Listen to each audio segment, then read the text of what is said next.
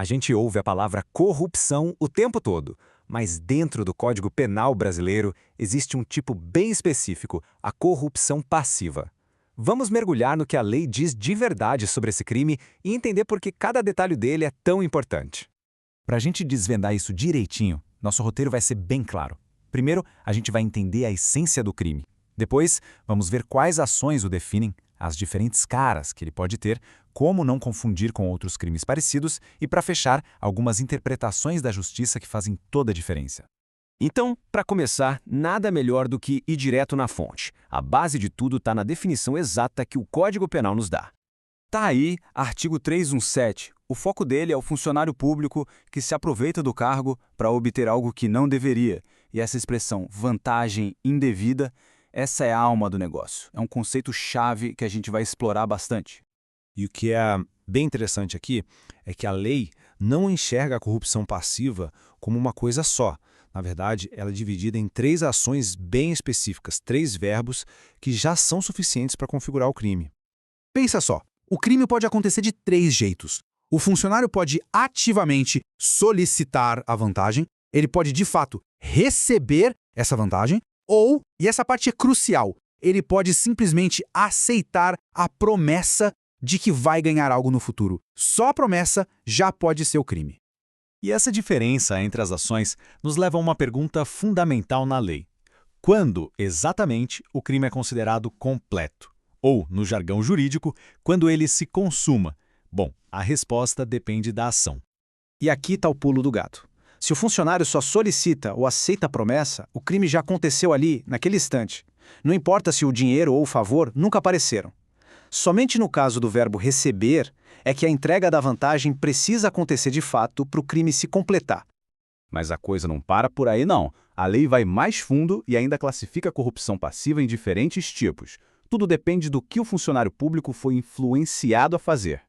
De um lado, a gente tem a corrupção própria. É o clássico, receber para fazer algo ilegal, tipo deixar de aplicar uma multa. Do outro lado, tem a corrupção imprópria, que é quando a vantagem é para fazer algo que até seria legal, como acelerar um processo que já ia acontecer. O ponto é, para os 2 casos, a moralidade pública foi ferida, então ambos são crime.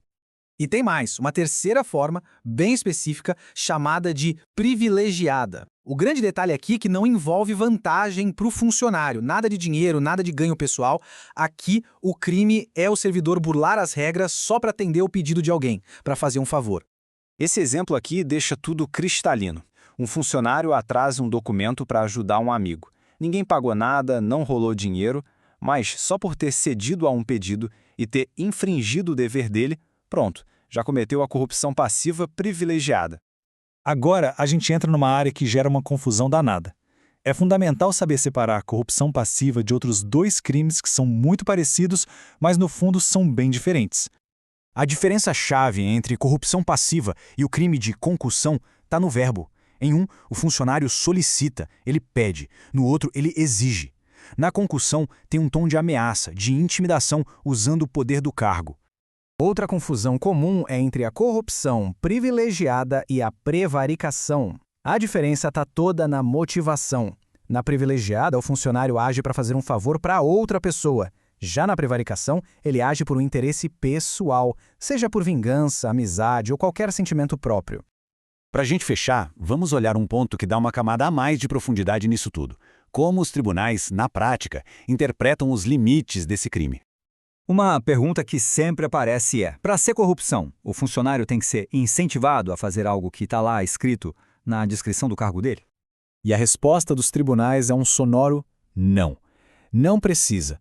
O crime acontece se o funcionário simplesmente usa a influência ou o acesso que o cargo dá para facilitar alguma coisa, mesmo que a tarefa não seja diretamente dele.